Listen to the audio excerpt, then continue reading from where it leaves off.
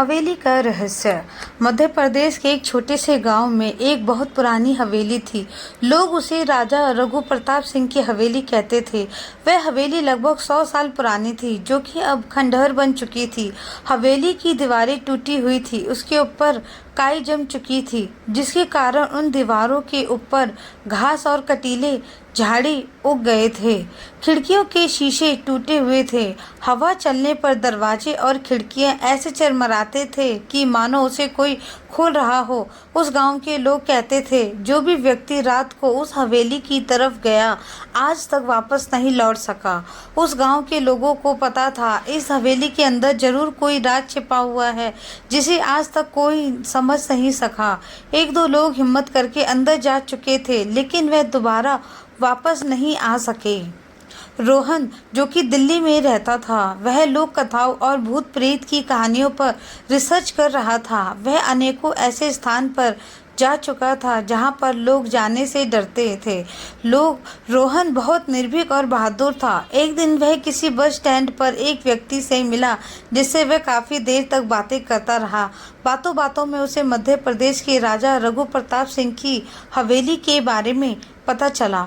उस हवेली के बारे में जानकर रोहन रोमांचित हो उठा। वह सोचने लगा कि अगर मैं उस हवेली का राज सबके सामने ला दिया तो लोग मेरी तारीफ करेंगे। पूरे गांव ही नहीं, पूरे शहर में मेरी चर्चाएं होंगी। रोहन ने अपना मन बना लिया कि वह मध्य प्रदेश के उस हवेली में जरूर जाएगा। 2 दिन बाद रोहन उस गांव में पहुंचा। उसने अपने साथ कैमरा, टॉर्च और नोटबुक लिया हुआ था।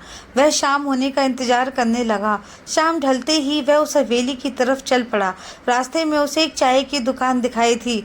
उस दुकान को एक बूढ़ा व्यक्ति बंद कर रहा था। उसने रोहन को हवेली की तरफ जाते हुए देख हड़बड़ा कर बोला, अरे भाई, उधर कहाँ जा रहे हो? शाम होते ही उस तरफ कोई नहीं जाता, क्योंकि आगे बहुत पुरानी हवेली है। उस हवेली से औरत और बच्चों के रोने और हंसने की आवाज़ें आती है। रात में आज तक जो भी उधर गया है, वह वापस नहीं लौट पाया। रोहन ने कहा, अरे काका, कैसी बातें करते हो? यह सब अंधविश्वास है। आज के इस युग में भूत प्रेत कहाँ होते हैं? मैं कल सुबह इस हवेली की हकीकत सबके सामने लाकर रहूँगा। बूढ़े व्यक्ति ने कहा, मेरी बात नहीं मान रहे हो, देखना तुम जरूर पछताओगे। वह बूढ़ा व्यक्ति अपने घर को चला गया। रोहन उस हवेली की तरफ आगे बढ़ने लगा। रात हो चुकी थी। रोहन हवेली के गेट पर पहुंचा। उसने टॉर्च जलाकर देखा कि जंग लगा आधा खुला हुआ गेट था। वह जैसे ही गेट को खोलने के लिए धक्का दिया, अंदर से अजीब सी सरसराहट की आवाज़ें आना शुरू हो गई। रोहन हाथ में टॉर्च कैमरा लिए हुए हवेली के अंदर घुसने चला जा रहा था। अचानक उसे लगा कि कोई उसके पीछे पीछे चल रहा है। उसने पलटकर देखा तो उसे कोई दिखाई नहीं दिया। रोहन हवेली के अंदर आंगन में पहुंच चुका था। उसने देखा एक लालटेन जल रहा था। वह समझ गया, यहाँ जरूर कोई है। उसने आवाज़ दी, कोई है यहाँ पर? लेकिन आगे से कोई आवाज़ नहीं आई। उसने कैमरे में बोलना शुरू कर दिया, आज मैं राजा रघुवंश प्रताप सिंह के महल के अंदर लोगों को सच्चाई दिखाने जा रहा हूँ। आप लोग हमारे साथ बने रहो। आज एक बहुत बड़े रहस्य से पर्दा उठने वाला है। जैसे ही उसने बोलना शुरू किया था कि आंगन से ऊपर जाने वाली सीढ़ी से किसी के आने की ठक ठक ठक और पायल की छन छन की आवाज़ आने लगी।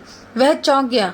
सीढ़ी की तरफ उसने टॉर्च की रोशनी डाली, मगर कुछ नहीं दिखा।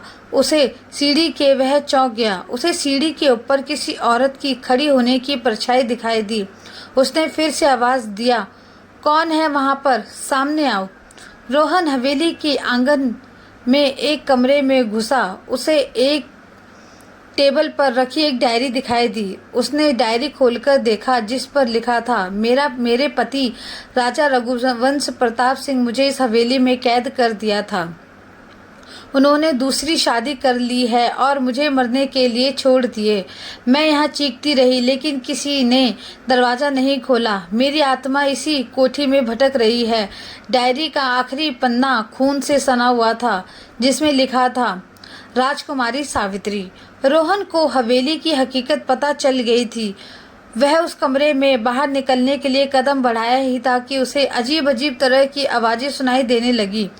उसने हिम्मत करके आवाज़ों और परछाई की वीडियो बनाना शुरू कर दिया, लेकिन वह अंदर से बहुत डरा हुआ था। वह जल्दी से दरवाजे से बाहर निकलना चाहता था। अचानक उस कमरे का दरवाज़ा बंद हो गया। रोहन उस दरवाजे को खोलने का प्रयास करने लगा। तभी ही की आवाज़ करती हुई एक औरत, जो कि सफ़ेद साड़ी पहने हुए, जिसकी आंखें लाल थी और चेहरा धुंधला था, वह हवा में उसके ऊपर वार कर देती है। रोहन टॉर्च और कैमरे के साथ नीचे गिर गया। वह औरत मोटी आवाज़ में रोहन से बोली, तुम मेरी हवेली में क्या करने आए हो? रोहन कांपते हुए बोला, मैं सच्चाई जानना चाहता था। औरत ने भयानक चीख मारी। सच्चाई जानने वाले कभी जिंदा नहीं रहते। उस प्रेत आत्मा ने रोहन को कमरे के चारों दीवारों पर उठा कर फेंका। रोहन का सिर फट चुका था। उसके शरीर के चारों तरफ से खून निकल रहे थे। उस भूतनी औरत ने रोहन को गायब कर दिया। अगली सुबह चाय वाला बूढ़ा व्यक्ति गांव वालों को लेकर उस हवेली के अंदर गया।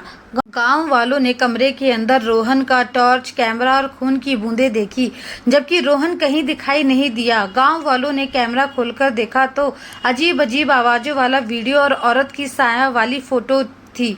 तभी गांव वाले समझ चुके थे कि रोहन का अंत हो चुका है। कोई भी रिसर्चर रात में उस हवेली की तरफ जाने की हिम्मत नहीं करता।